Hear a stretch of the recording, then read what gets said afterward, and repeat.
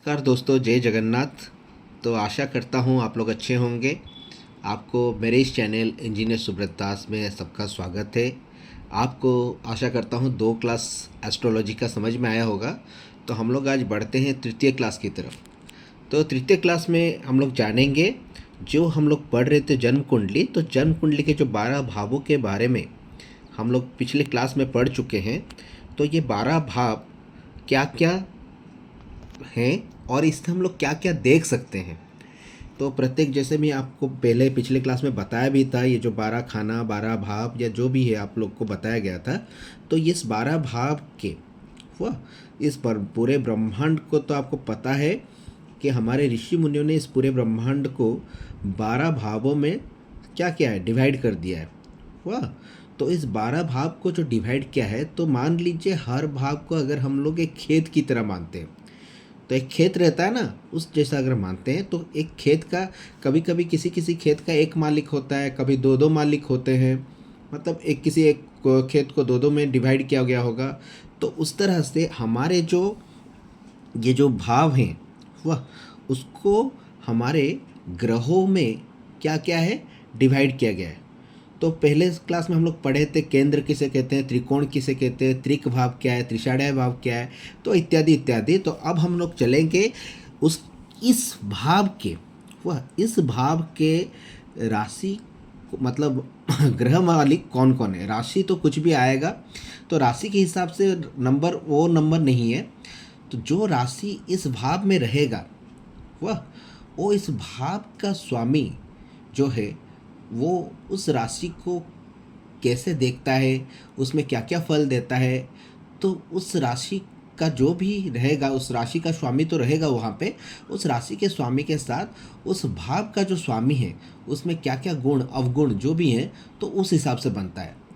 तो जो भी उसका जो भी होने वाला है आगे, उसके भविष्य में या वर्तमान में जो भी हुआ था, तो उसको हम लोग इसके भाव के जो स्वामी हैं उस हिसाब से हम लोग देखते हैं।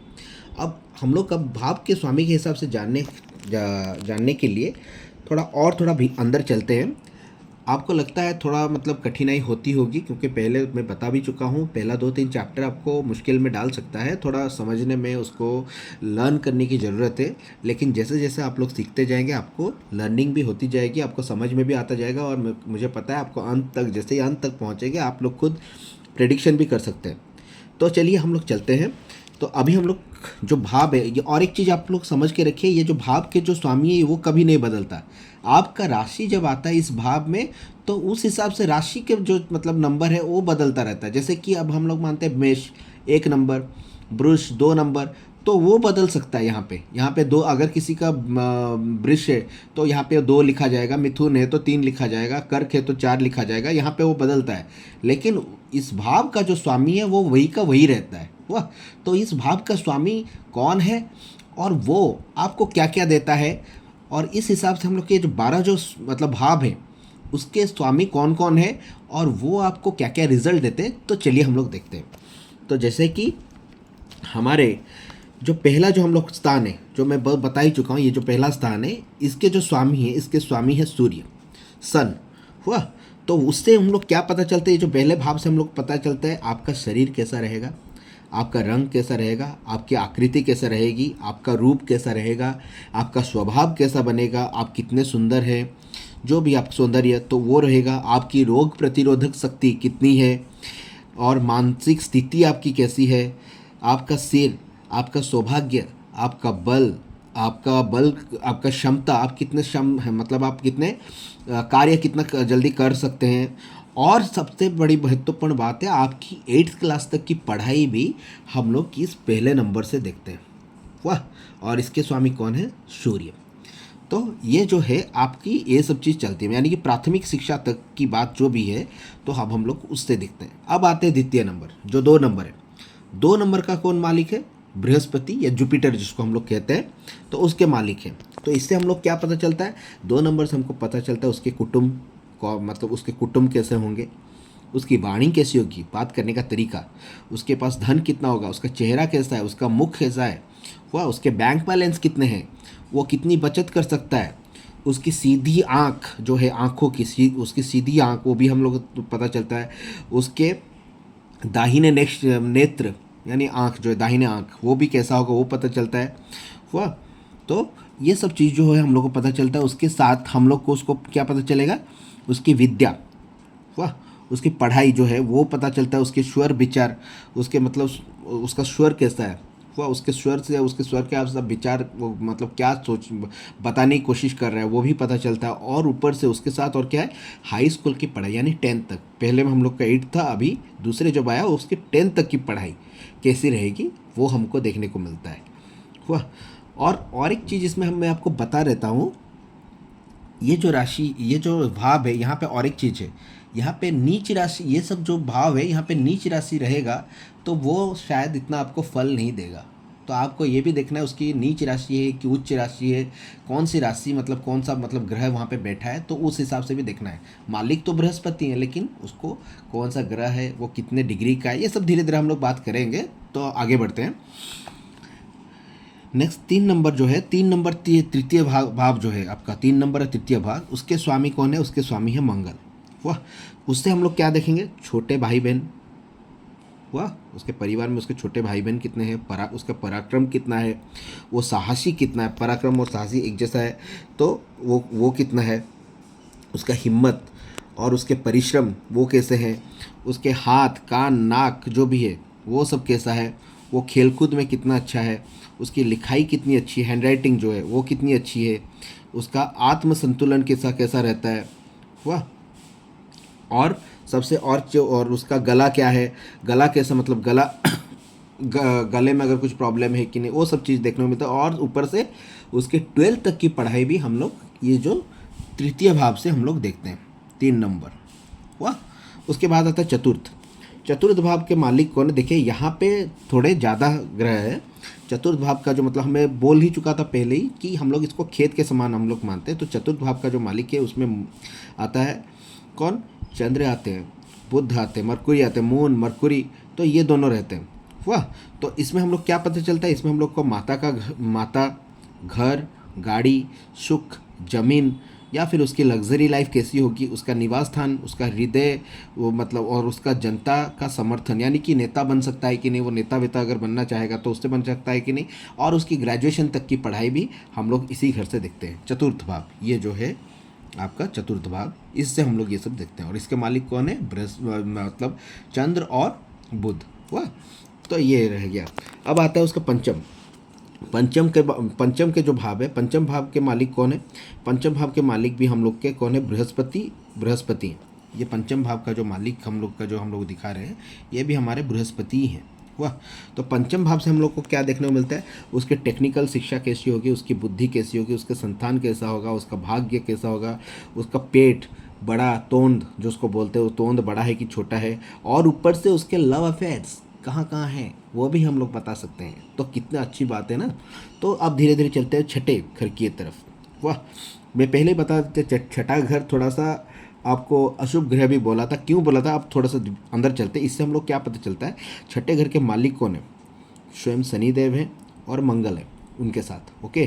तो इससे हम लोग क्या पता है, उसके रोग, रिपु, ऋण, उसका अपमान हुआ है, उसका अगर कोई अपमान किया गया, उसका अपमान क्यों किया गया है, कैसे हुआ है, तो क्या वजह था, वहाँ पे कौन से ग्रह थे, ये सब चीज़ के बारे में।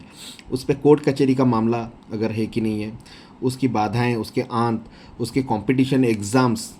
देखिए कंपटीशन एग्ज़ाम भी अगर देखा जाएगा तो उसी मतलब ग्रह देखा जाता है। ये भी नहीं कि हम लोग सब खराब सोचेंगे, थोड़ी कंपटीशन एग्ज़ाम में भी हम लोग उस ग्रह से देखते हैं, उसी मतलब भाव से देखते हैं। तो इसमें और उसके शत्रु कैसे हैं, कितने हो सकते हैं, तो ये भी सब चीज़। ओके। अब आते हैं सातवें भाव में। सातवें भाव में कौन है, सातवें भाव का स्वामी जो है वो है वीनस यानी शुक्र। सातवें भाव का मालिक मतलब जो है, जिसके जो मालिक है उसके वीनस है, शुक्र। ओके। तो ये आपको क्या देता है, ये तो लग्जरी लाइफ है। तो ज़्यादातर पति पत्नी के बीच में, पति या पत्नी, अगर पति रहे मतलब उसकी कितने पत्नी, मतलब उसकी पत्नी कैसी होगी, और पत्नी अगर होगी तो उसका मतलब कोई लड़की है तो उसका पति कैसा होगा। तो ये सब पति पत्नी के बीच में समझदारी कैसे होगी, पार्टनरशिप कैसे रहेगा, उसका डेली इनकम कैसे रहेगा, उसके ससुराल पक्ष में कैसे रहेगा।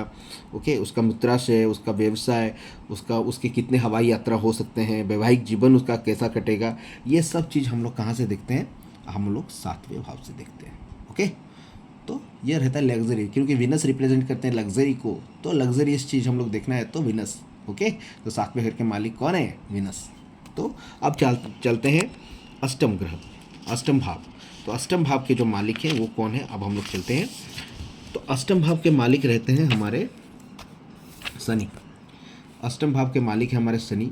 यहाँ से हम लोग क्या पता चलता है? उस व्यक्ति की मृत्यु, उसके संघर्ष, उसके शोक, उसकी बीमारी और उसके गुप्तांग और उसकी गहरी खोज, उसकी गुप्त विद्या, ये सब चीज़ों के बारे में हम लोग को ज़्यादातर पता है। ऊपर के दो चार जो चीज़ है वो तो आपको देख ही रहे होंगे, तो इसलिए हम लोग कभी कभी इसको खराब मानते हैं, लेकिन गुप्त विद्याएं अगर जहाँ पे है, उसकी खोज जहाँ पे है, तो ये सब से हम लोग पता लगा सकते हैं कि वो ये भी थोड़ी बहुत अच्छी है। ओके, तो सब चीज़ को हम लोग पूरे ख़राब से नहीं लेना है, कुछ अच्छे के लिए भी होता है। अब चलते हैं नौवा भाव। नौवा भाव के जो स्वामी है वो कौन है? वो उसके भी दो स्वामी हैं, गुरु और सूर्य, दोनों हैं। तो नौवे भाव में क्या हम लोग को मिलता है? धर्म, उसके भाग्य, उसके मतलब ईश्वर के प्रति उसकी आस्था कैसी है, उसका जंघा, उसके हायर एजुकेशन, वो और कितना ज़्यादा पढ़ा लिखा है, ये सब उसके, और उसके विदेश यात्रा। तो विदेश यात्रा हम लोग के 2-3 जगह पे आप लोग देख ही रहे होंगे। हम लोग विदेश यात्रा के लिए और भी 2-3 भाव को देख के कहा जाता है। उसके पास चलते हैं 10वां भाव। 10वां भाव के जो इसमें और थोड़ा ज़्यादा ग्रह हैं, जैसे कि सूर्य, बुध, गुरु, शनि, तो सबको यहाँ पे। ओके, तो इसमें 10वां जो ग्रह रहता है वो किसका रहता है?